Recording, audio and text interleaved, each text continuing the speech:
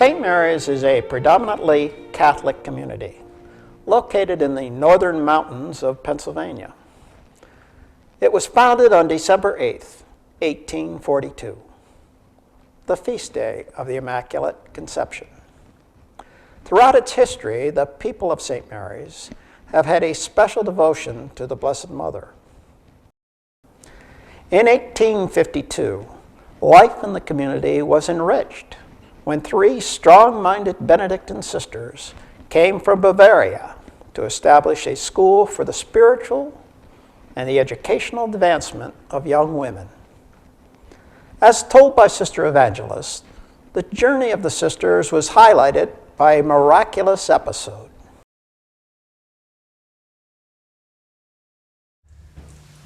When our three sisters, founding sisters, came from Germany back in 1852, there was a terrible storm at sea, and they were ordered to throw everything overboard. The only thing they were permitted to save on that ship were lives. When the sailors came and found the sisters praying the rosary before this statue, they said, "Sisters, orders are orders. Everything goes overboard except lives." When they saw how determined they were to save this statue, he said he would try to save her. He took a rope, tied it around her, threw her into the ocean. The moment she touched the waters, the storm abated. Immediately, he pulled up the statue, and this is what we call our miraculous statue.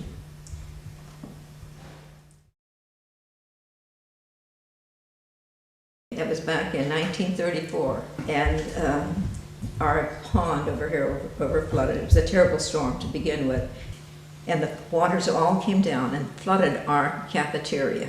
Okay, I would say we had about 3 to 4 or 5 feet of water in there. Everything, every table, every cupboard, every cabinet was thrown over, every single thing. In the corner of the refectory, we had a very small stand. On that stand, we had a statue of the Blessed Mother. Even when we went by that statue, we were afraid that we would bump her or knock her over. During the flood, she was the only thing that stood erect. Really? That happened right in our own house. That tells you. Because, well, we do have devotion to the Blessed Mother. Some of us more than others, but we all have a devotion to the Blessed Mother. There's no question about it. By the 1950s, there were nearly 150 Benedictine sisters. They taught students at the St. Mary's, Sacred Heart, and Queen of the World grade schools, the Central Catholic High School, and the Benedictine Academy of Music and Art. In addition, they administered the Andrew Call Memorial Hospital and the St. Walburga Home for Elderly Women. With their emphasis on prayer, hard work, self-sacrifice, discipline, and frugality, the sisters were a major influence on life in the community. They were instrumental in shaping a workforce of men and women who brought prosperity for St. Mary's.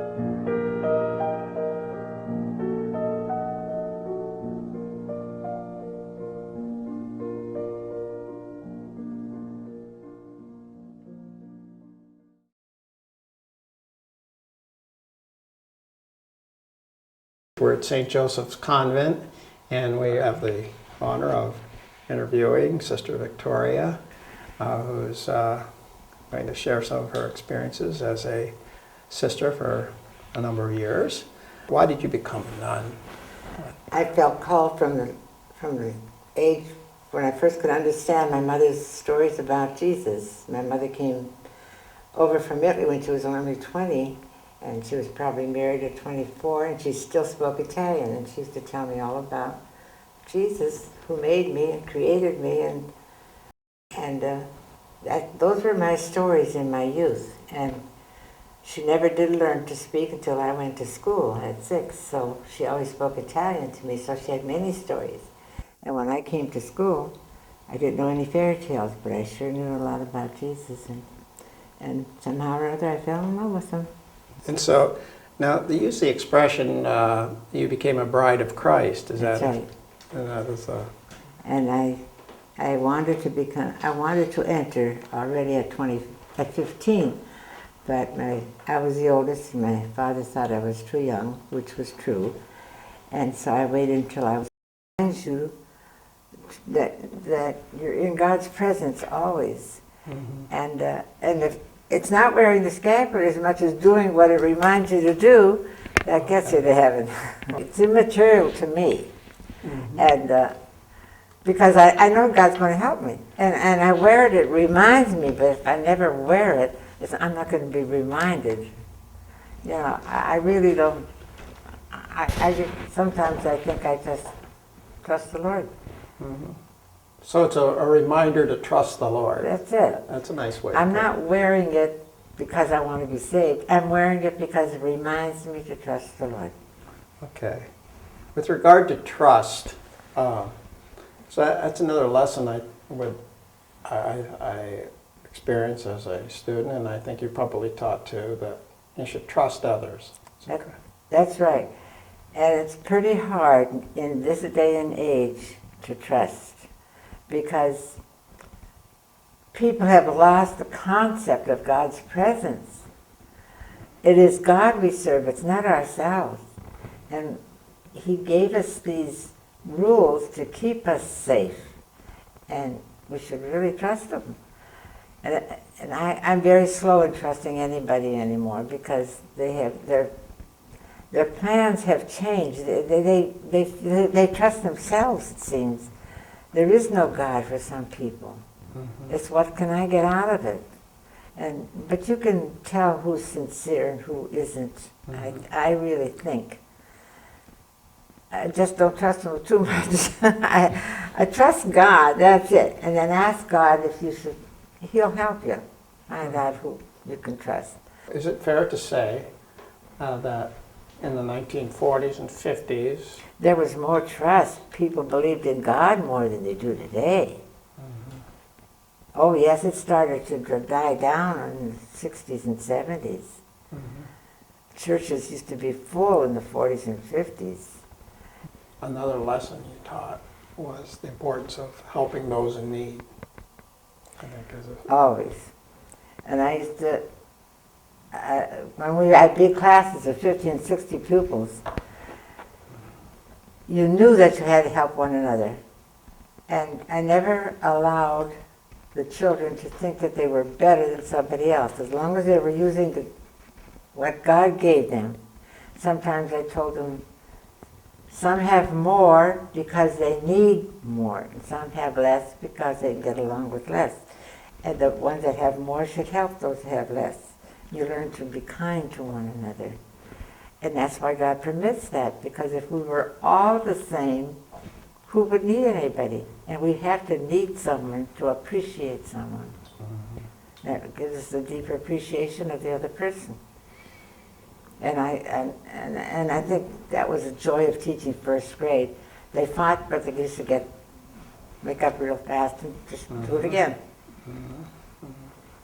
There was a lot of joy in teaching first grade, and I was never too old to learn.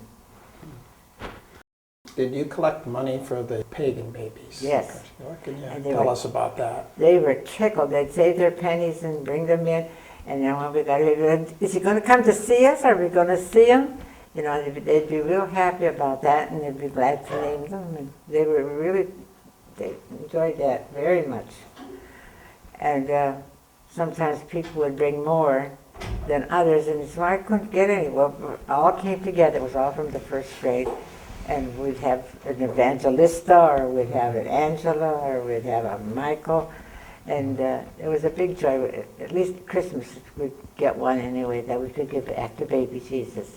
St. Mary's was noted for its blood collection, Red Cross blood collections, blood donors. Held the national record for a while. And I noticed in the newspapers that sometimes it was because the sisters would come and donate blood. Were you ever called upon to? Oh yes, I did every year until my blood got weak. They wouldn't take it anymore, and I was upset. So, but I was so proud to give some. Mm-hmm. And then you imparted that view to your students, I'm sure. Oh yes, many of them would be there. Okay, good. The joy of teaching first grade was, Sister did it, I can do it. Sister said this, I can do it. Mm-hmm. But that was first grade, and that was how many years ago? 30 years ago.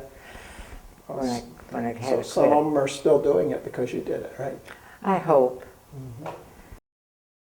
I also noted that, particularly during the 50s, the sisters taught you to honor motherhood. I mean, through the Blessed Mother. Could you describe your feelings about the Blessed Mother?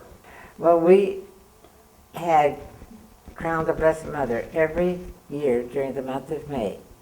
Every day the children would make an offering, and every child had a chance for 30 days to crown the Blessed Mother. We used to have it in school. We had May altar and had Blessed Mother on, and we'd sing songs to her.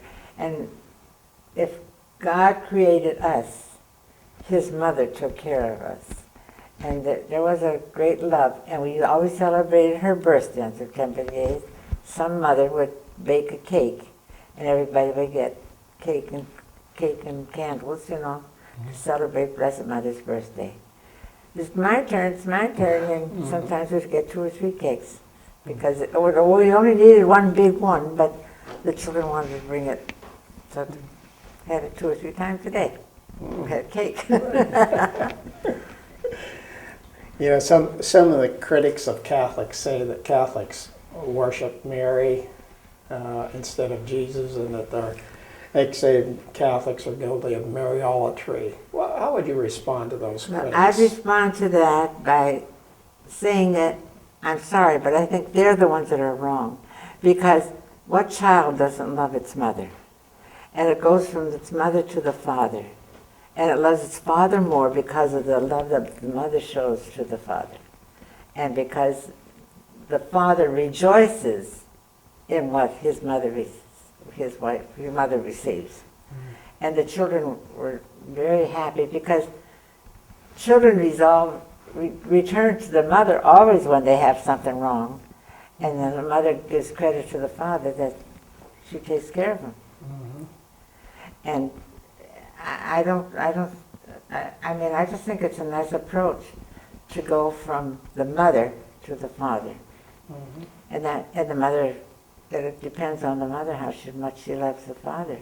And Mary loves Jesus and the Father. So If you lose something, do you pray to St. Anthony? I do. I always say, Tony, look around, something's lost and can't be found. If you find it, give it to me, and all the things I'll give to thee.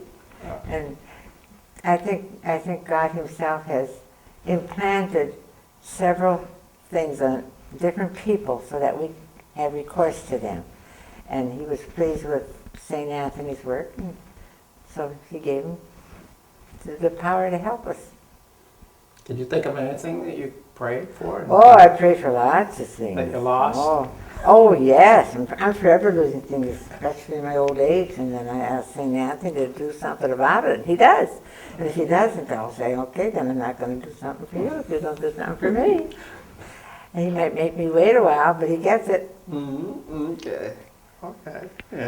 And as I recall, Sister Miriam in third grade, she said, and it's wrong to say finders, keepers, losers, weepers. What would you tell students who would say to you, well, sister, finders, keepers, losers, Well, weepers? if you're the one that lost something and somebody finds it and they don't return it, how do you feel? You should think about how the other person feels. And I know in my day there was a depression, so I found a dime and I thought, boy, this is good. I don't know where it belongs, but anyhow, I'm going to keep it. But then my conscience bothered me. I thought, it's only a dime, but anyway, somebody lost it, so I better return it. And we found out who it belonged to, so I gave it back. And it just makes you feel good. It's just not, if you think of the other person, we should not be selfish. It's giving to others that really makes us happy. At least it worked for me. And I keep doing it, so. Now let's, if we could, let's turn to the guardian angels. You have a guardian angel.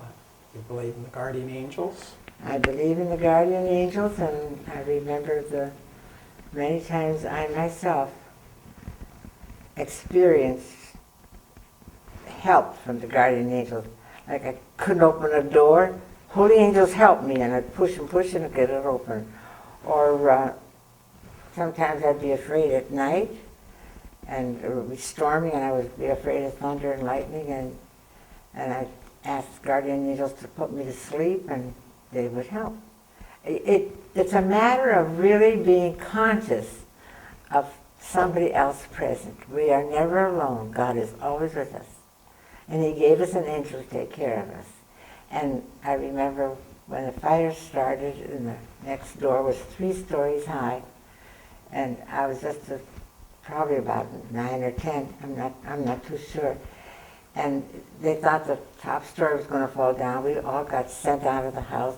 And I had holy angels, save us, save us. And we all got saved.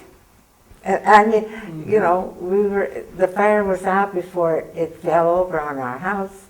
And ever since then, every time the fire alarm rings, I still say, holy angels, protect them.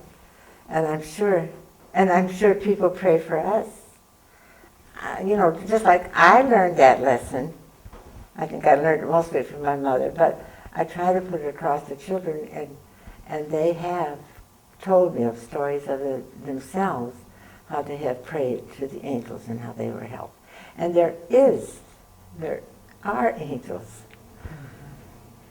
We just don't trust them. If we don't believe, we don't ask them, so then how can they prove? And sometimes they ask things of us that we don't want to do, so we don't believe it. Yeah. And what about the devils? Oh, there are plenty of them. They're very vibrant. In fact, they're taking over the whole world. Devils are taking the world. They really are, and they make us, sometimes I know from my own experience, something you want to do, you really want to do it, you're not sure, but the devil tries to convince you that it's fine. And you almost do it, but then, you know, he really has a way of winning and telling you all the good things. But don't we always try to, when we want something from someone, we always tell them the good things about him, and then when we get what we want, do we remember it? So you see, the devil has his own ways. Ooh, scares me. You also taught, that we should always be prepared for Judgment Day, which could come at any time. That's right. And the end of the world could come at any time. And Sister Victoria, in 1950, one Sunday afternoon, the skies suddenly turned black, and some people feared the end of the world was coming. Do you happen to recall that? I recall that very much. And I was afraid for the people that didn't believe in an afterlife. I remember that much. And I prayed for them. And I thought, Lord, I know you're there. I'm afraid of what I might do. So just help me and get me through. And then when it didn't happen, I said, Lord, you won. Nothing happened. Just a happy reminder. Someday it's going to happen. Someday it's going to happen. Someday it's going to happen, so I'll be prepared. And now that I'm older, I'm looking forward to it. So I ask the Lord to give me grace to be detached from the people and to bless them, because there's a lot happier state that I should be entering, because I've tried the best I could, and so I'm sure God will reward me. So, sister, let's imagine you're a prophet, and what's your vision of the future for this world of ours? What do you see as happening in the next 50 years or so? Well, I'm afraid people are getting too self-sufficient. They can do everything themselves. There are many good people that we don't hear about, and especially since I entered the convent. When I entered, we were not permitted to read the papers, and we didn't make phone calls. It was a lot stricter, and so I'm not used to reading a lot or hearing a lot, so there's a lot I don't know about. And probably that is what's saving me from getting too scared. But when I do really watch things, I just can't believe how far we have gotten away from Almighty God. We wouldn't even be here if it wouldn't be for Him. And He wants us here for a purpose, and He gives us rules and regulations because He loves us. And the more we get, the more unhappy we become, because we're not trusting Him. And I grew up from a poor youngster. I can't say I had that much. But thanks be to God, I learned to give of myself because I didn't have what I wanted. But when you don't have what you want to make somebody else happy. At least I had that grace. And my biggest joy is to give to others. And I think that if people could find that out, it's not me, it's them. It's God's love that I want to show to them that makes you really happy. And so I can't speak otherwise. There is a future. And it's not what we're going to get now, but it's what we're preparing now for what's coming. And we have no idea. We can't even fathom the greatness that awaits us. And if God gave His only Son, who did nothing wrong, to suffer for us, how much He loves us. Why can't we love Him, try to love Him in return? And we all failed, but if we didn't fail, we wouldn't realize the forgiveness of Almighty God. So, A lot of wisdom there. I just wish I could sometimes broadcast it. Lord, give us the grace to see Your love. Because real love hurts. And when I hurt, then I know I must have loved somebody. Now, sister, you're obviously you're quite pretty healthy. You're 90, Yes. you say, and you're obviously very happy. Yes, I am. And The Democrats tell me I'm not, but I am. and now, so you've lived this 90 years. As a happy person, a happy soul. Oh, yes. How this may be related to faith? To what extent do you think your faith has been a contributor to your long life? When I was born way back in 1922, we had an old-fashioned stove in the kitchen, and I think, I don't know for sure, because I didn't talk much when I didn't think about it, but I think my mom was sort of in a slight accident, and I was born prematurely. So I was supposed to die the next day, but they put me in a cigar box, and we had the oven was heated by the coal compartment, you know.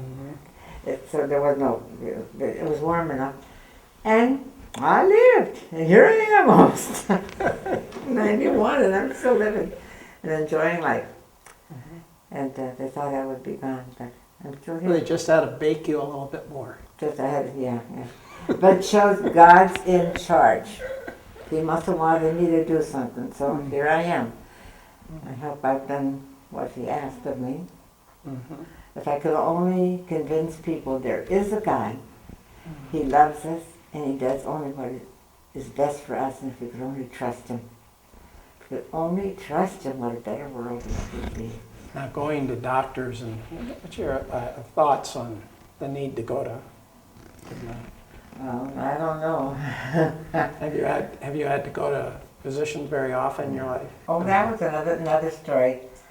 My sister had appendicitis, and I was afraid we were going to lose her. See, this was when I was young. So I said, Lord, give it to me and take it away from her. So I did. I had an attack of appendicitis, and I guess I was only about 15 or 16, so my sister didn't have it until she got much older. But, and I had tonsils out, and I had carpal tunnel, just this little thing, that's about it. But thank God I didn't have it. Oh yes, when I was supposed to be finally professed, I had gallbladder attack. I was on a picnic and they brought me home, and the doctor put me on a diet for a week of liquids, and then he was going to do surgery. And I asked the Lord to take care of me. If you want me, Lord, you better do something, because they're going to put me in the hospital and I won't be able to make my final vows. So he let me make my final vows, and I never had the gallbladder surgery. So there. And I still have it. Okay. Although he tried it, I guess, about 2 years ago. I ate corn. I just love corn. And somebody had a party here and they invited me to it. And it was the most delicious corn. I took 2 helpings. Well, I ended up in the hospital that night. And it was Saturday, so he said, well, wait till Monday and have surgery. But I didn't go. Well, because I don't worry about it, I think it's his fault, not mine. I mean, he's the one here taking care of me. So if I trust him, if it works out the way I want it, it's okay. And if it doesn't work out the way I want it, well, he wants it that way. But something good's going to come from it. When you die, you're going to see Almighty God. And he's going to know everything. And he can tell you did a pretty good job, or you can say, you didn't. So it's up to you to decide.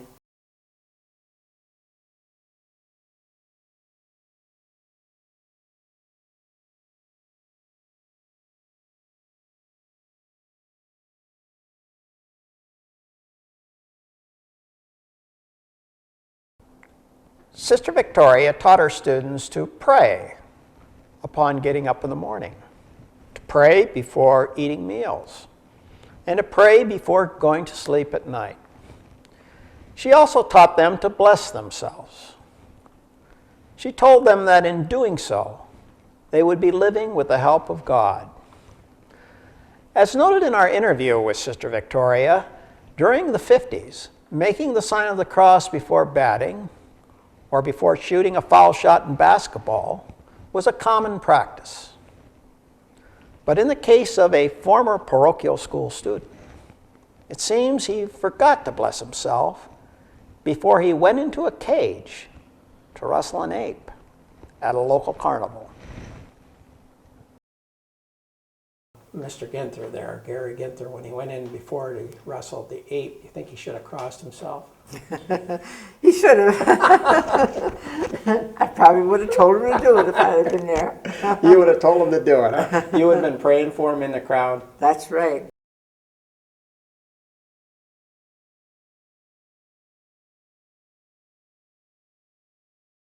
So how did you get the nickname Meat Hook? I got hung up on the meat hook one time. I went in here and come out here. Where? Right? Right in here it went in, and the tip of it was right here. I was hanging a quarter of beef in the cooler, and I left the meat down. I hooked in the hook. Same way I knocked that tooth off with a meat hook. 'Cause I was only about probably 16, 17 at the time. No, I wasn't quite legal to be in the bar room, but Them days it didn't make much difference how old you were. Oh, it was a Friday night. We always met down at the Ben Franklin, the hole in the wall, and decided that was the place to go for the night and have some fun. Then we got up there, nobody wanted to go in. I'll try her. What the hell? Supposed to pay $1 for every second after so many seconds in there. And then when I seen that grill in there, the big money like that, hell, I ain't passing that up. I'll give it a try. You know, back in those days, remember how guys used to cross themselves before they went in? You didn't do anything like that, did you? No. There was a lot of people there. You just went in a little back in a little cage in the back of a truck there with them. Hell, you couldn't have licked him with a club. Hell, they can hold on with one toe and slap hell all over the other foot in two hands, or hang on with one finger and kick and slap with the other hand. There was no way you're going to lick them. But man, them things are powerful. It took a pretty good skinning.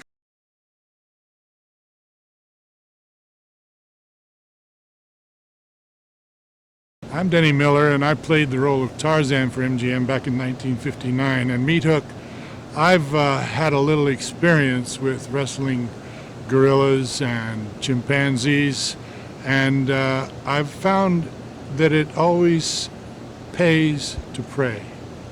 Pray a lot. So, Meat Hook, I feel for you. That's my advice to you, Meat Hook, and stay away from gorillas, monkeys, or apes.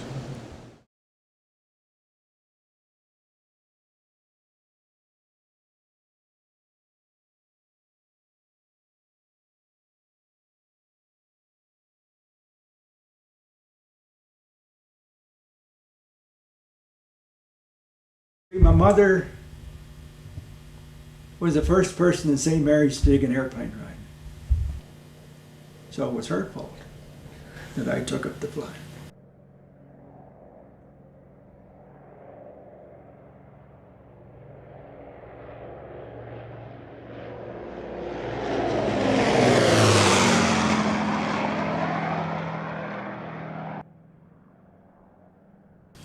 When you prayed before you went up to fly? Oh yeah. It's asking a lot of the Lord, but I did. See, it's asking a lot of Him, but I did. What would be an example of a prayer you'd give before you go flying? Lord have mercy. You know, in case something happened. That's just before I'd put on the show, you know, that's what I'd say to myself. Lord have mercy. Which, you know.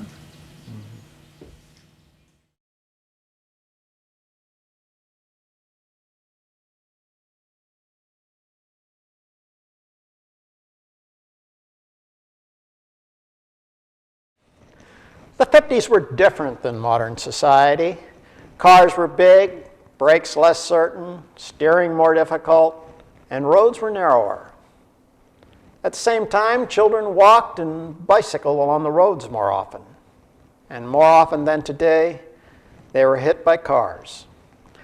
Yet despite accidents, guided by the lessons of the Benedictine Sisters, the victims rarely blamed their guardian angels for failing to protect them.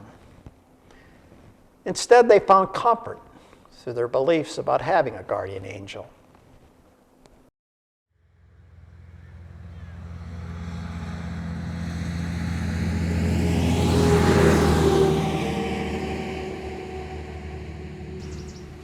Did your guardian angel fail you? Oh, absolutely not. I think I have a legion of guardian angels, and they were busy that day. I know that when my dad heard it, I can remember somebody telling me that he said, "It's no use, she's dead." And obviously I wasn't, because here I am.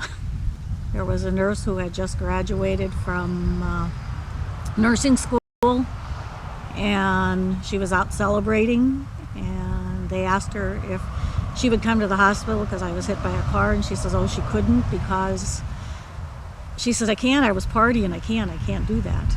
But she did go, she came out, and back then they had oxygen tents, and whether it was open or closed, whatever it was, she changed it. And after she changed what she did, then I started to get color back. And she was just amazed that, that she had even decided to come in because she didn't think she was fit to come in. But when she saw the improvement when she came, she figured that it was her place to be there. So I know I had one angel there, and that was Mary Ann Sword. Now, I was not conscious then, so they transferred me to the Buffalo Hospital. And that was the Children's Hospital in Buffalo. And I was still unconscious. I was unconscious for a total of a week. And they were sure that I wasn't going to be coming out of it. And when you're unconscious for a week, they say, well, she's not coming back. She's gone. And I'm sure they were very worried about me. And while I was in the Buffalo Hospital, the Lone Ranger had come to see me. He was an icon of the 50s. I probably heard him first on the radio because TV wasn't real popular yet. And when he came to see me, he presented me with his trademark, which I wish would have been his horse silver, but it was a silver bullet. He gave me a silver bullet. I'm sure they wouldn't let me keep the horse in the hospital anyhow. At the time, I probably thought it was the Lone Ranger who did the job, but I know better now. It's my guardian angels, and I still have a legion of them. They're so busy all the time. And there is no power like the power of prayer.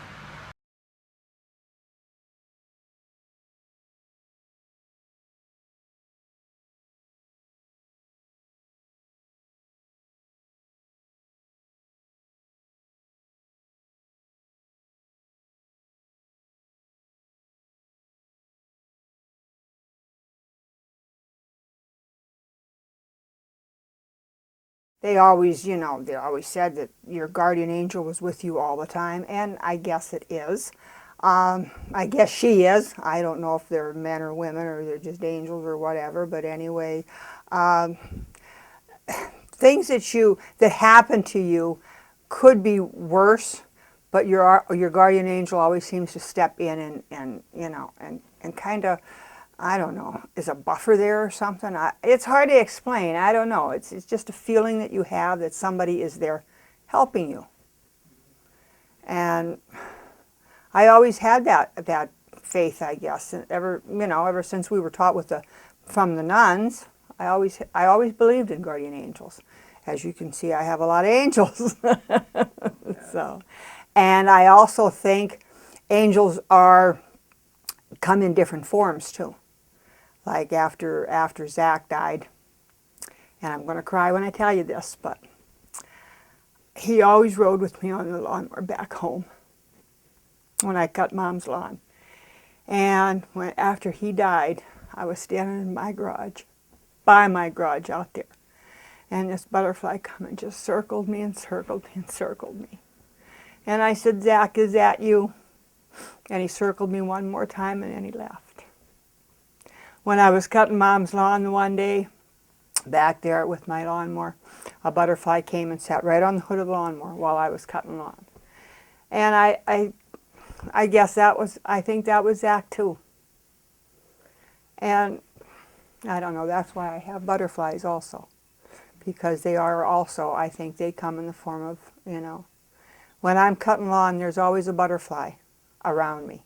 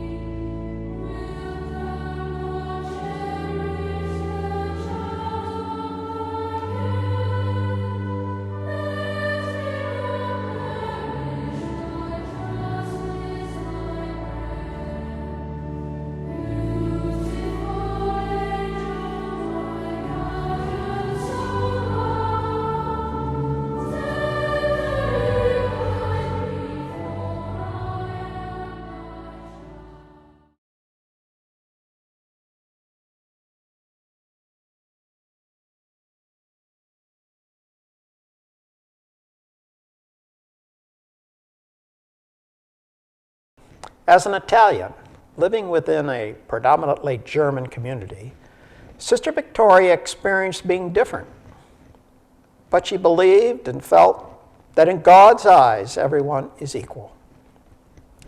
Through her teaching, students learned a message of tolerance and understanding. As told by a local storekeeper, the lessons of Sister Victoria and the other sisters served to temper racist sentiments within the community.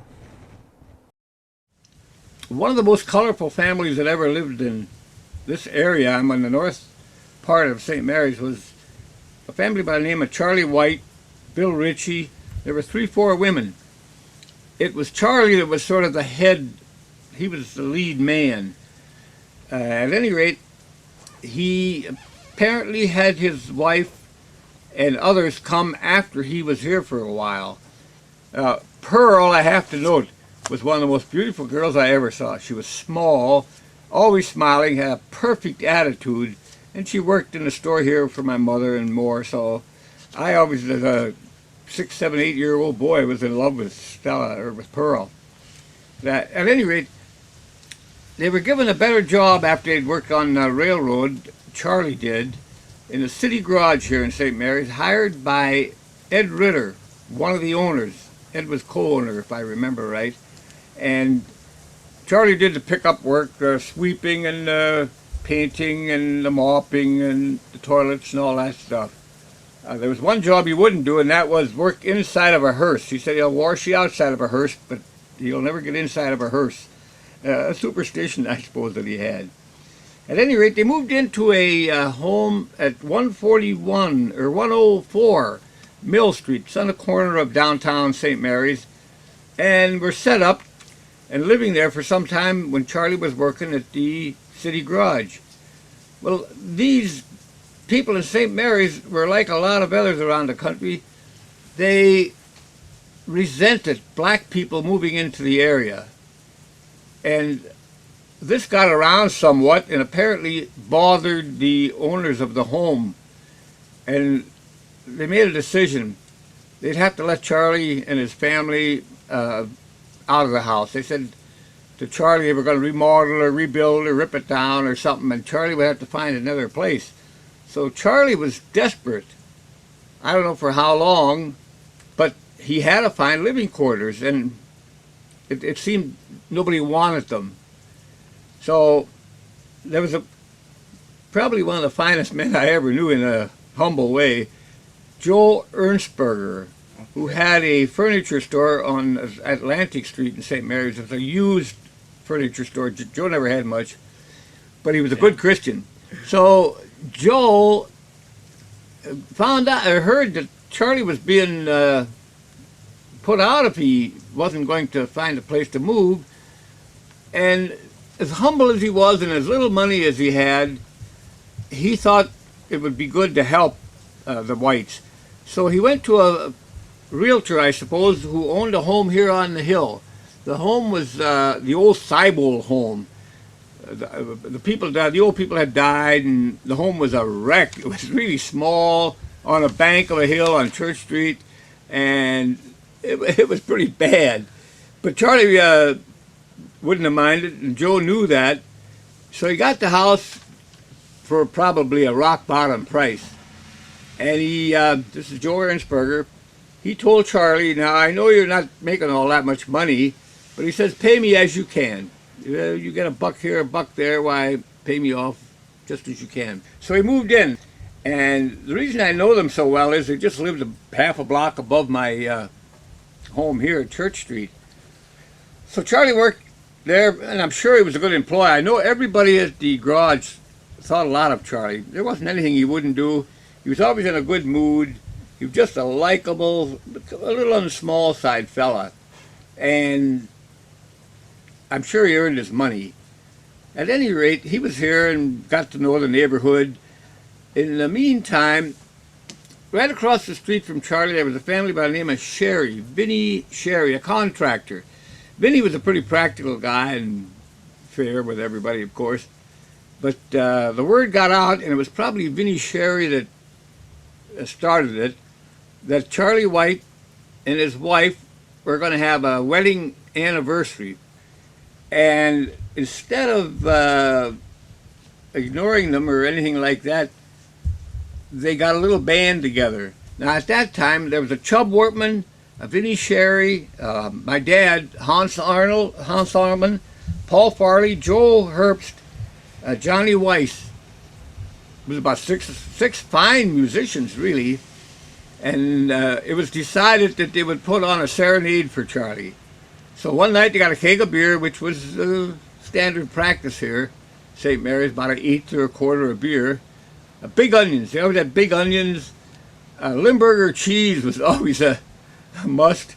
And rye bread. There was a Hackerel rye bread in St. Mary's at that time, and of course you had to have that.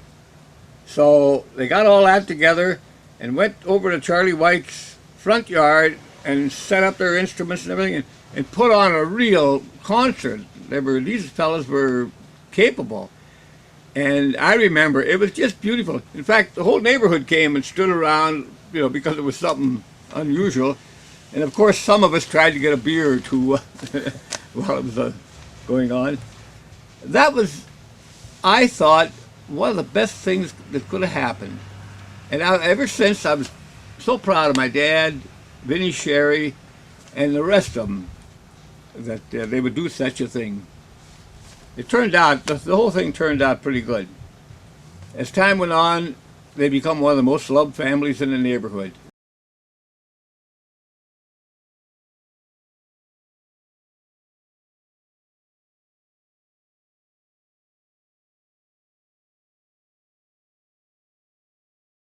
By their lifestyle and lessons, Sister Victoria and the other Benedictine sisters taught students the importance of helping one another.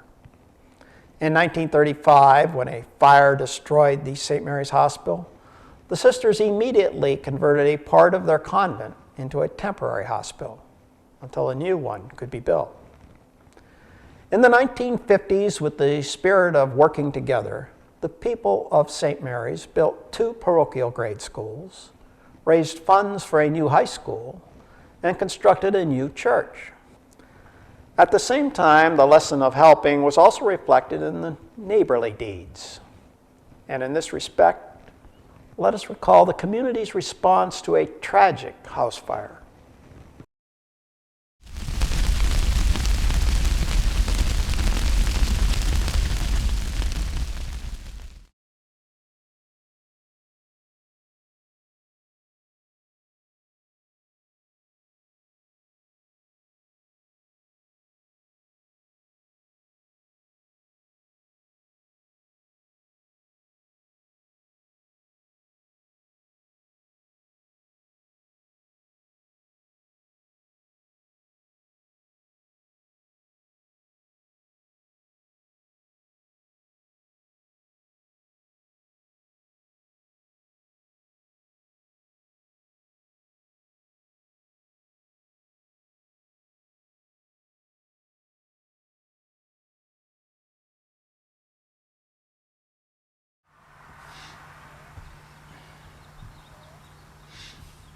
That's so sad to think about. Well, we had a kerosene stove to cook on and it exploded. Why or what, nobody knows. And that blew it on to me. My wife, she got burnt trying to help me. Kids that burnt, they were sleeping. Trying to get the kids out. Trying to save people, but it didn't work. Got the pants burned right off of me.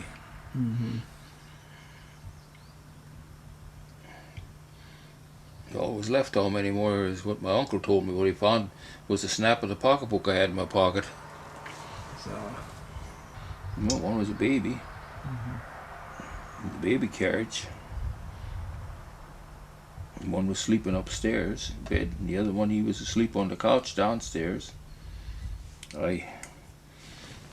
After I got the fire off of me, I went and pulled the couch out the front door and thought he was on there, and there was a bag of flour. Where they found him, I don't know. Do you rely a lot on prayer for? Pray the rosary. Blessed Mother, she'll have mercy for you.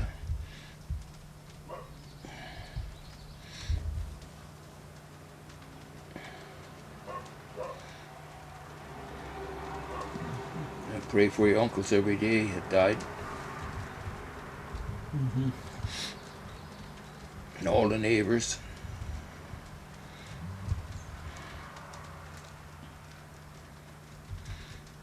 My own family. Father and mother. My wife's father and mother, sisters and brothers, their husbands and their wives.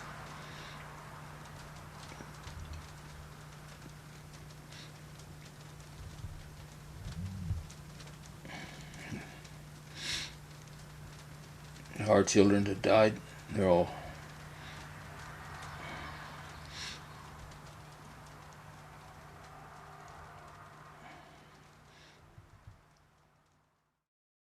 In the aftermath, a neighbor, Charles Schatz, immediately initiated a collection for the family. And the project soon drew the attention and support of the editor of the community's newspaper, the Daily Press.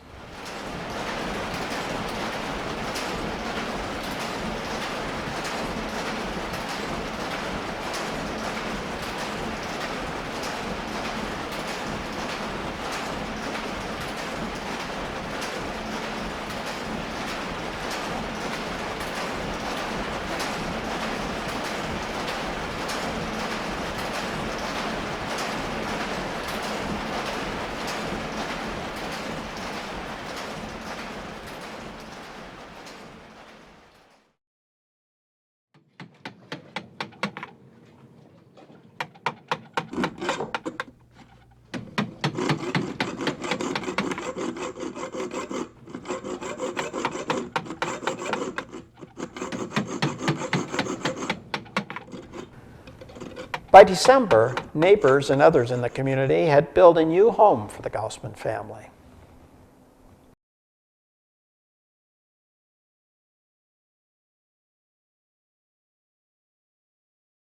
Dad's brother was a Benedictine priest, and his sister was Sister Rosemary, and she was head of a convent up there for a couple of terms. So we don't know just how I got started in that, but Dad and a few other people just got together and just motivated the thing a little bit, and kind of a leader, and got it rolling a little bit.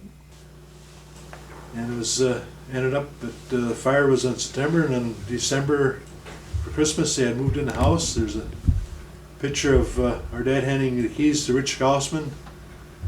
He's in a wheelchair yet. He's in the keys to the house, the keys to the new house. It's always a neighbor helping neighbor in the Benedictine system.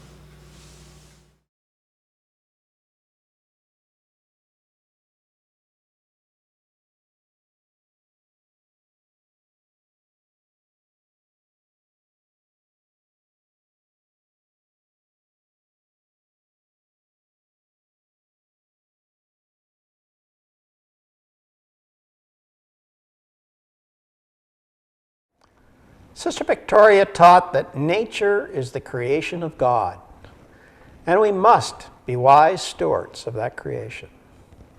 She also taught that possessions should be thought of as gifts of God, blessings that must be cared for and never wasted.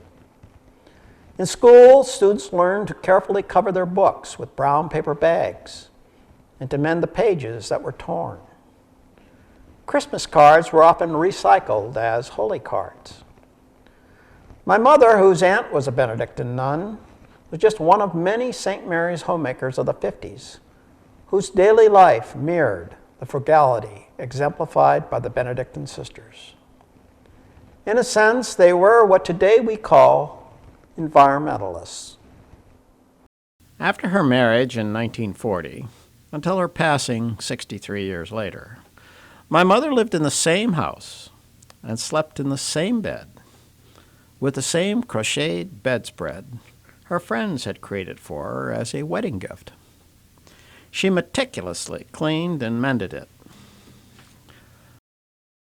Upon rising, she put on the same watch purchased a year before her wedding. She had it regularly cleaned and, if necessary, repaired.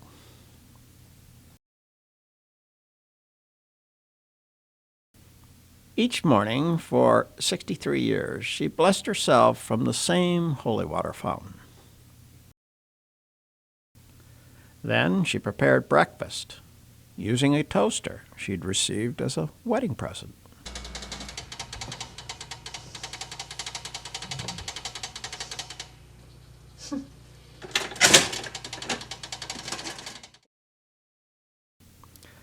When it needed repair, she turned to her brother-in-law, Bill Eckert, for help.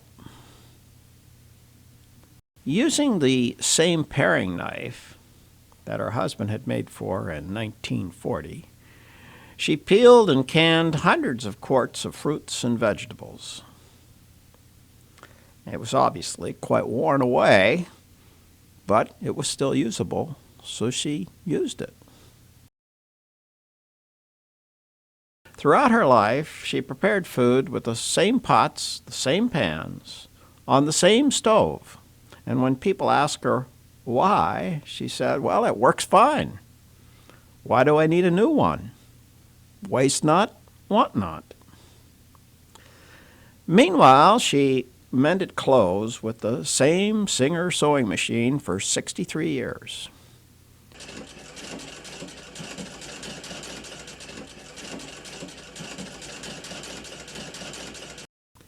And regularly cleaned the rugs that were made from rags by her mother-in-law.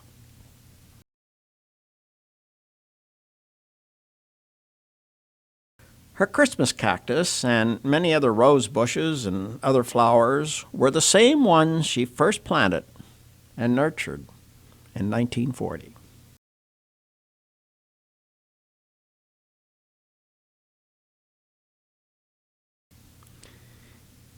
Each evening she prayed to the Blessed Mother with the same rosary. Hail Mary, full of grace, the Lord is with thee. Blessed art thou among women, and blessed is the fruit of thy womb, Jesus. Holy Mary, Mother of God, pray for us sinners, now and at the hour of our death.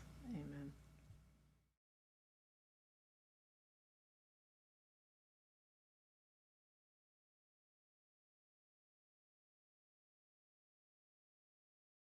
Sister Victoria's students were schooled to be honest. In simple terms, they learned that if they found something, they must do their best to find the rightful owner. The lost and found listings in the St. Mary's Daily Press and stories in its gossip column, The Watchtower, serve as indicators of how the people of St. Mary's believed in and followed the code of honesty set forth by the sisters. They reported found items and expected that if they reported a lost item, the person who found it would return it. In the meantime, as Sister Victoria noted, many people turned to St. Anthony.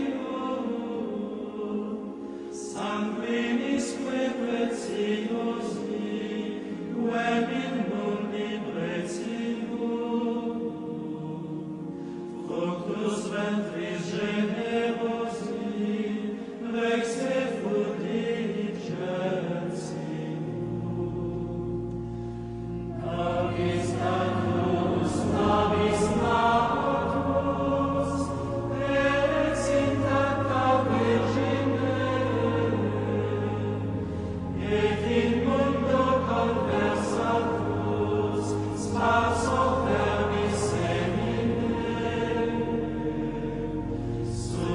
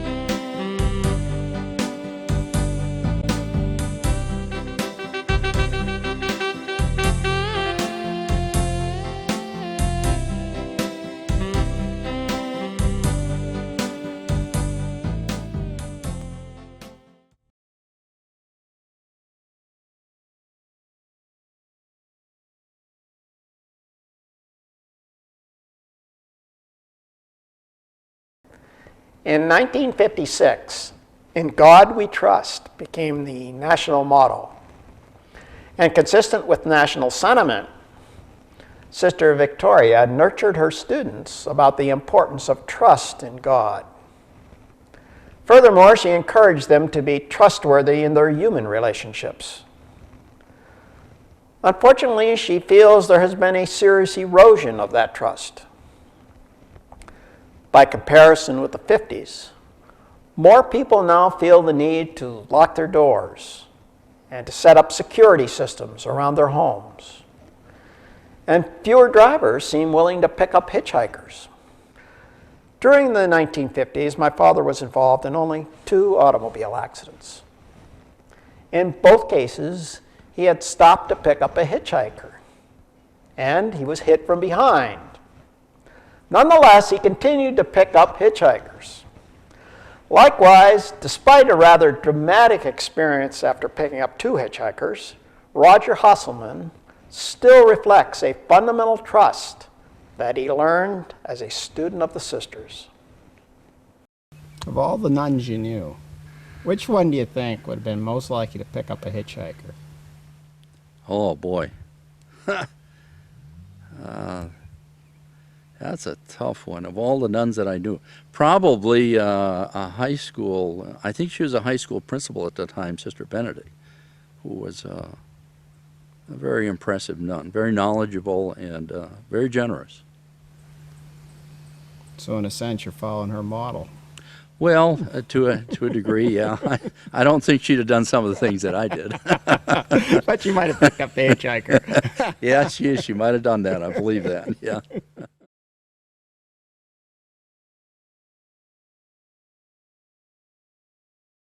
As I remember this story, and of course this is almost 50 years ago now, I picked up a couple of guys coming out of Johnsonburg. Thought I recognized them, and partway to St. Mary's, they decided that they were going to rob me, and so they asked me to get out from behind the steering wheel. We parked along the road, and the one showed a gun and took me in the back seat, and the other drove the car.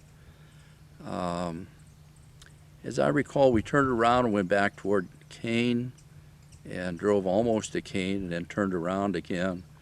And they had a discussion as to what to do. So my impression was at the time that they had not planned this very well. This was something that it just happened at the time. And this was like 2, 3 o'clock in the morning. And we came back through St. Mary's, came down to this area, turned off on a small road there. They took me into the woods, and they were debating whether they should shoot me and leave me there, because naturally I was a witness to all this stuff that had taken place. And they had decided that the best move was to tie me up to a tree to detain me for a while so that they could leave the area with the automobile. And I was tied to a tree about the size of that one with some rope, and pretty securely, because it took me, after they left, it took me quite a while to get loose. I knew of a relative that lived up the road a couple of miles, so after I got loose, I went up there, and of course they were pretty apprehensive about letting me in, because after all, it was by that time around 5 o'clock in the morning. I told them who I was, and they knew my father, and so they did let me in, and I called the police, and from there on it's kind of a matter of record as to what happened. They were brought to trial and sentenced and found guilty. Tell me, and through all this ordeal that you had, you probably don't remember, but did you pray? Yeah.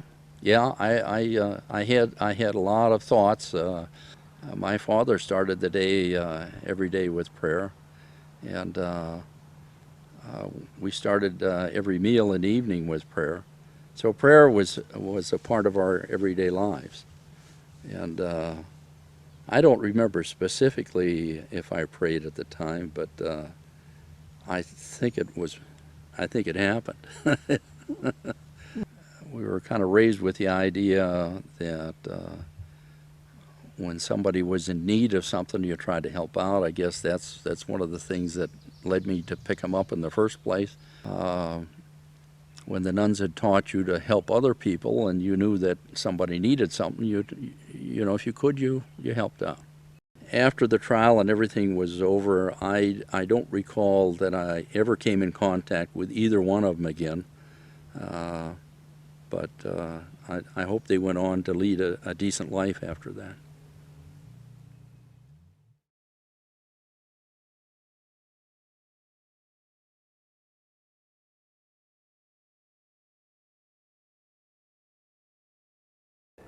In 1950, the Assumption of Mary into heaven was declared a Catholic dogma, and 4 years later, Pope Pius XII declared 1954 to be the year of Mary. Among newborn girls, Mary was the most popular name during the 50s. Within local parochial schools, with the guidance of Sister Victoria and other Benedictine sisters, the Blessed Mother received special devotion during the month of May. And one of the most notable religious ceremonies was the crowning of the May Queen, an honor that Sister Victoria herself experienced in 1940.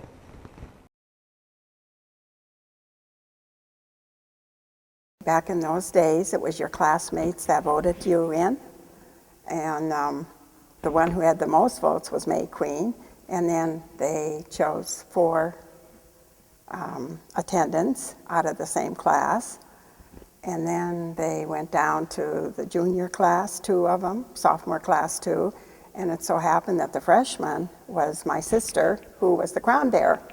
She was chosen as crown bearer, so that was quite an honor.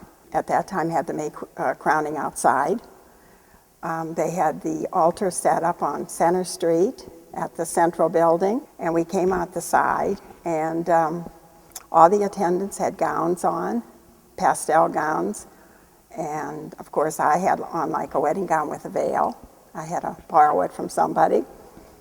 And we came out the side entrance, and they recited the rosary. 4 of the boys in the class were selected to carry the Blessed Mother in the procession, and they had a board, and they had it over their shoulder with the Blessed Mother on, and so they carried the Blessed Mother to the side of the school for the crowning. As we walked down the sidewalk over to the altar in the front of the school, or I should say the side of the school. And Father Donald was there, of course, and he blessed the crown before I placed the crown on the Blessed Mother. And they sang songs, and I think it was Mother Beloved. They sang that song, recited the rosary, and then the novena of the Blessed Mother. We did that. And the altar, they had like, what do I want to say? They had flowers. All the attendants had big bouquets. They had evergreens on the altar. So it was a beautiful event. The Blessed Mother, you pray to her and you get what you want. She's a good model, you know. I wear her medal all the time. Every day I have a novena to the Blessed Mother. And yeah, she's a good model to follow for mothers. Hail Mary, full of grace, the Lord is with thee. Blessed art thou amongst women, and blessed is the fruit of thy womb, Jesus.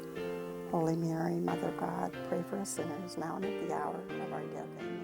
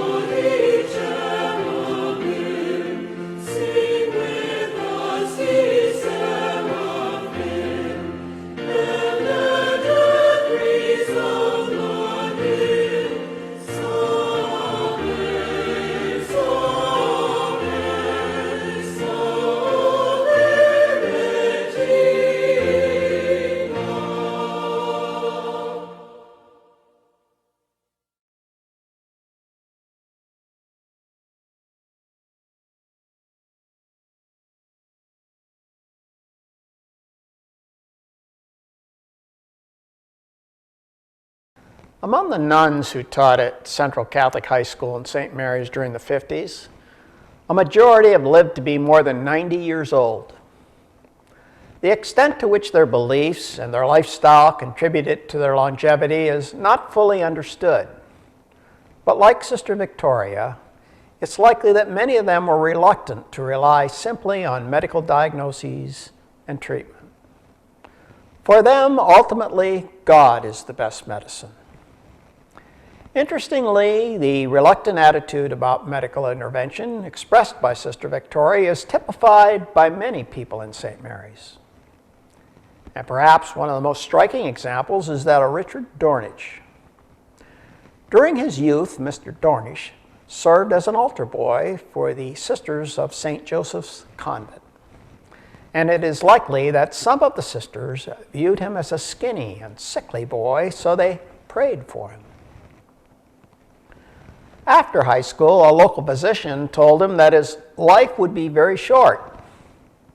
But instead, like Sister Victoria, he too has had a long and very productive life. Like her, he knows the limits of medical prognosis. He may not agree, but perhaps his longevity is related to the power of belief. Maybe it's a divine reward for his service as an altar boy. Shortly after I got out of high school, all my buddies joined the KSC. We joined as insurance members because we were not old enough to join as full-fledged members. You had to join, if you were under 21, you had to join as an insurance member. Now, one of our classmates' dads, Barney Mallison, happened to be steward up there. So we all would go down there and play ping pong and pool and pinochle, the big 3 Ps at the old KSC, when we were out of school. In the afternoon, some of us weren't working, and we'd get down there. Well, you had to be examined for insurance if you were not 21.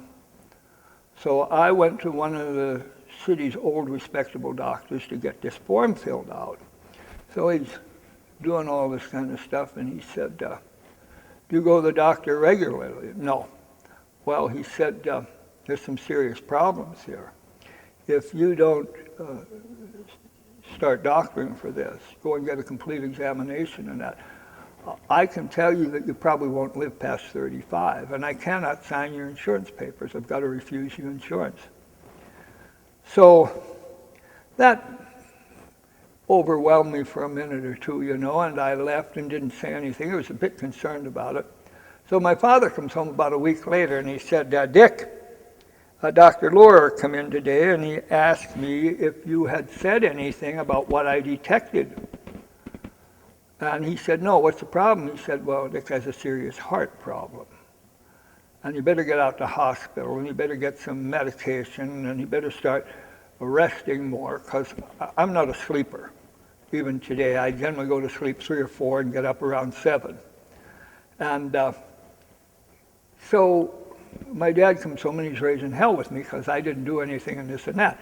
So one of the very few real brawls I had was with my dad about going out there. I had written off this stuff. It's not news I needed when I was 18 years old. I had made up my mind. I have no intention of curtailing my interests and activities because somebody tells me I'm not going to live past 35. So I have this big brawl, and I make one concession to my father, and that is when I come home from work, I laid down for an hour before supper, maybe for 4 days or something. I know it didn't last very long. So when war breaks out in Korea, and we're some of the first ones that have to go for examination, I'm thinking they're going to kick me right out. They're going to test and this and that. And they're going to find out that I'm unfit. Okay. So I go through and nothing happens. Now, because I was so thin, they were always dragging me off trying to take tests to see if I was tubercular or something, too. And I had been told that I had pneumonia scars on my lungs, but other than that, they hadn't found anything. They're always trying to dump all this Father John's and vitamins and all this crap in me. And so I spent the 2 years in the service without any problem. But when I got out, they give you this quick going over, and the guy said to me, "How'd you get in the service?" And I didn't ask him anything about it. I didn't care to know. I didn't want to know. I'm a great one for not knowing. Don't tell me. If you got bad news, don't tell me. So everything went okay. So I'm out of the service a while. I take up with an old classmate, chase her around a little bit, get hot and bothered, want to marry her, and after 7 years, she finally said okay. So she said, but this isn't going to be any kind of marriage with any kind of hoopla or anything. We're not going to tell anybody. We had to go get an exam, you know, one of these quickie jobs to get married, find out whether either of us had VD or something, you know. So Bernesky goes like this, and he says, "Were you in the Army?" I said, "Yeah." He says, so I'm thinking, well, he's finding something, you know, that's in it, like the guy did when I come out. So that's the last I ever gave any thought of that. Now that was 1958 when we got married, and I had this real quick pre-marriage thing, you know, that was 5 minutes, you know, that was it.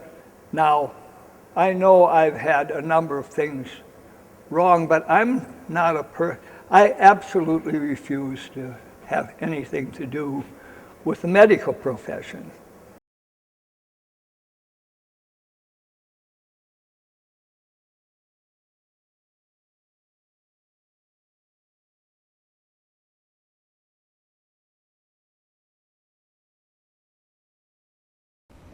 Sister Victoria cautions students that as humans we are tempted by the devil, and sometimes we are guilty of sin.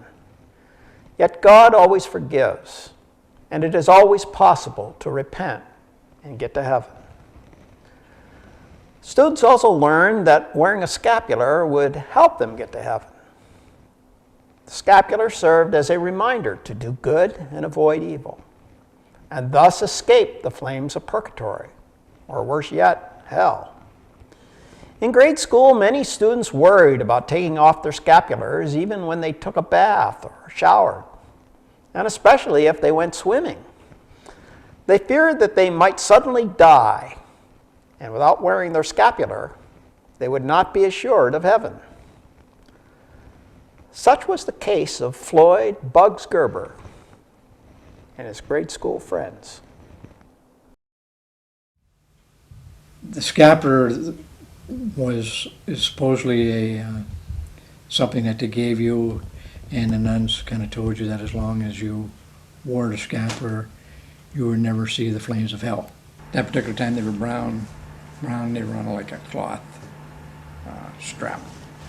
You would always be protected as long as you wore your scapular. And obviously, questions that would come up among the guys. Somebody would ask a question, or somebody did ask a question. Maybe I asked a question, I don't know. Always stuck in the back of your mind, well, maybe I could just be bad my whole life, and maybe I'd be lucky enough that on my deathbed I live long enough that I can just get somebody to give me a scapular, and I'll put it on, and then I won't see the flames of hell, even though I was a terrible person my whole life. So I guess probably a bunch of us guys were kicking that around and talking about that. So one of our classes, somebody actually did ask the nun that question, well, what about why couldn't a person be bad his whole life and say he doesn't die accidentally or something, and he's on his deathbed, and why couldn't he just get a scapular then and have somebody give him a scapular and put it on, and you know, he could have been bad his whole life and he doesn't see the flames of hell. And the nun says, well, I'm glad you asked that question, because there's a story about that. She said, there's a story about this guy who did just exactly what you're talking about. He was bad and terrible his whole life, and then when he was on his deathbed, he asked somebody to get him a scapular, and they gave him a scapular, and he put it on, and it started burning and fiery hot and everything else, and he had to tear it off, and he finally tore it off, and then he died. So it didn't work after all. So I still wear the scapular today. It made a point with me. No, not interested in seeing those fires of hell. Sometimes you never know. The nuns may have a point. You know, they may be right. You know?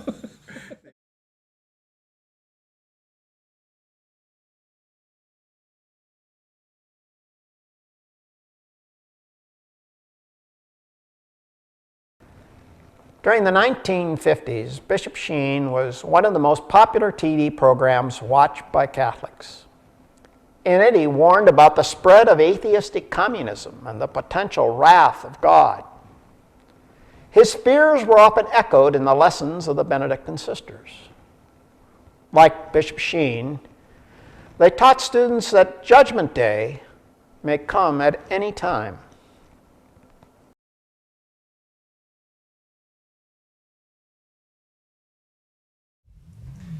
That everything got dark.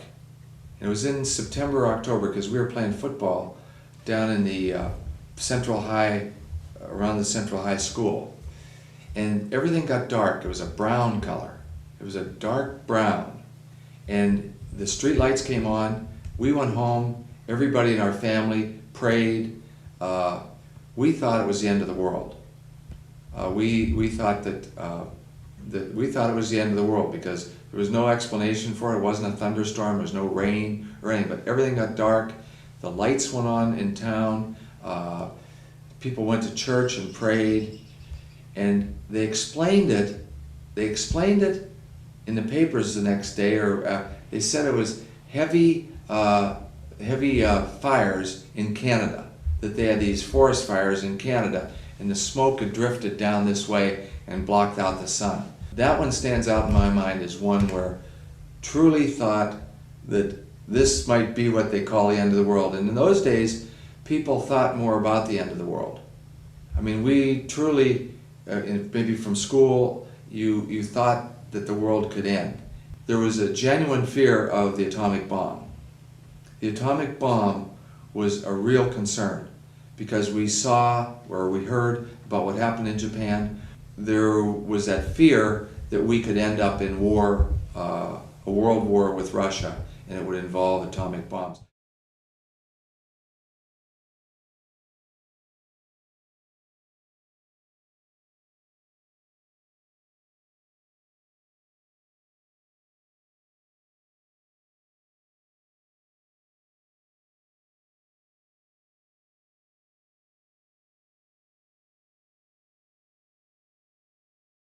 And all of a sudden it just started getting darker and darker.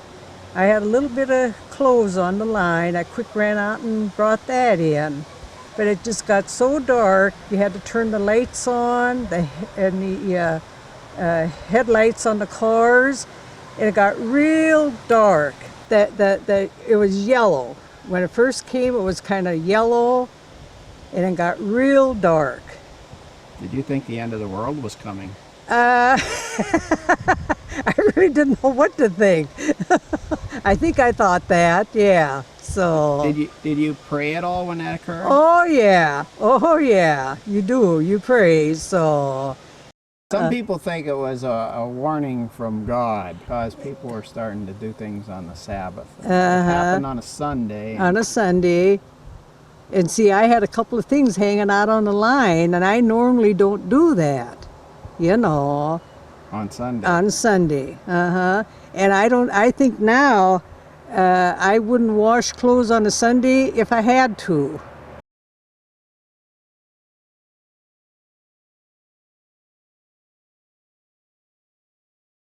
Sister Victoria's influence is shown by the many former students who continue to keep in contact with her. She graces her walls with her photographs. Since the 1960s, the number of sisters at St. Joseph's Convent has steadily declined from nearly 150 to 17. In January of 2014, the remaining sisters agreed to dissolve the community and relocate to other Benedictine communities. This documentary has been an effort to appreciate the many contributions of the Benedictine sisters to life in St. Mary's. Thank you, sisters.